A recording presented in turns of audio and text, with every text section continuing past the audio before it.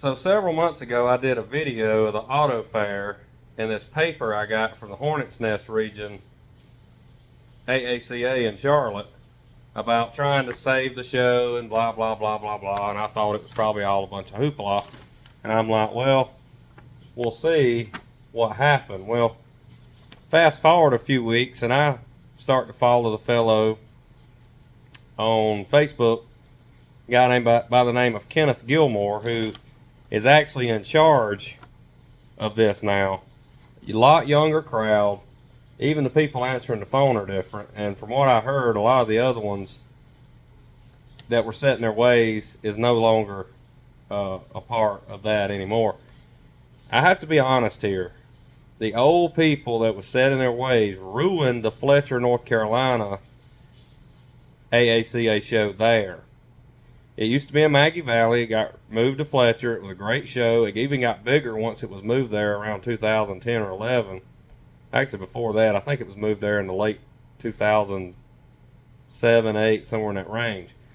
Got bigger. The show growed. Time went by. People started to fall away. The price kept going up. The show kept getting worse, and they was set in their ways. They didn't promote the show anymore. They didn't lower the vendor booth prices, and finally it folded, and there is no Mountaineer Fletcher swap meet anymore. Same thing was happening to this even before the whole vendor space debacle. The prices kept getting higher, the benefits kept getting lower, the spaces started to get more empty, and by 2019, although it was still a great swap meet, there was a lot of issues starting to rise with the show. I feel like the show only had several more years before people were really going to it was really going to probably fold. In my opinion, looking back, I think it was on its way out, even without all the vendor money theft that took place because of all the canceled events. I don't even think anyone knows exactly what was done behind the scenes. I kind of tend to think now the Hornet's Nest people were probably screwed over by the Speedway more than that was said. I just felt like they should have been more forthcoming with what transpired. Now,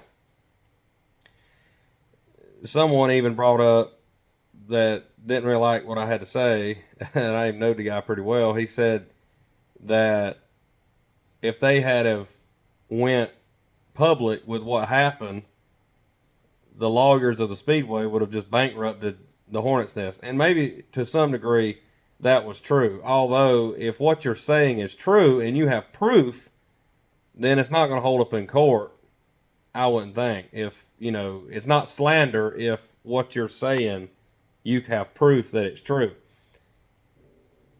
Maybe they didn't. Maybe they did. I don't know. But enough about that.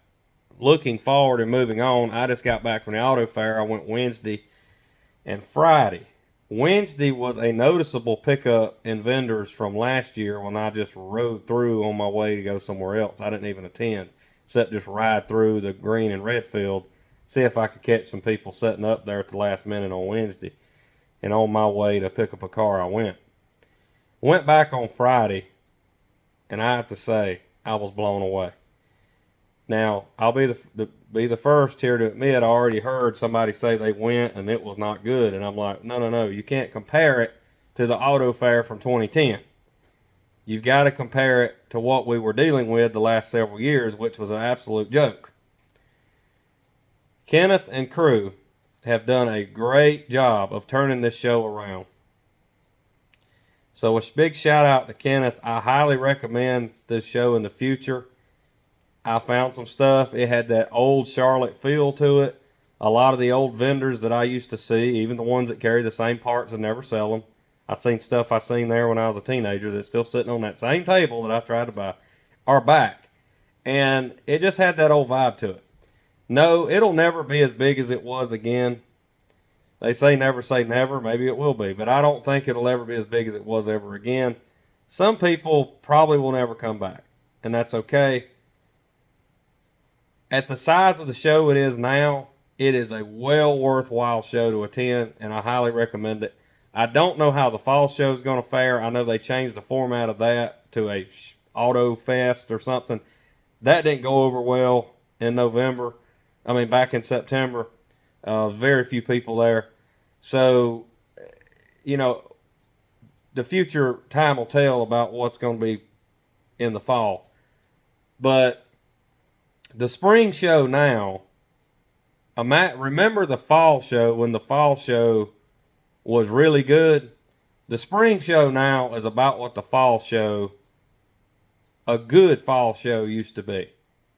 And it was well worth going. It was a 4 to 6 hours worth of a swap meet. And I mean, I boogie through it in a hurry. Most people, the swap meet, it would take 2 days to cover even. I just walk fast and try to cover it, and then, you know, be able to go back and look at something if I need to. And then my goals have changed. I don't buy as much as I used to with the way things are now. I buy more stuff that I need for my personal cars, and that's okay. But with that being said, big shout out again to the new crew at this auto fair. In my opinion, y'all saved the show. Plain and simple. If this hadn't happened, the auto fair was dead. So thanks for stepping up, saving a great event that I used to love to go to. I look forward to going, hopefully, to many more in the future. And with that being said, thanks for watching. As always, anyone needing restoration work, contact information will be in the video description. We'll see y'all next time.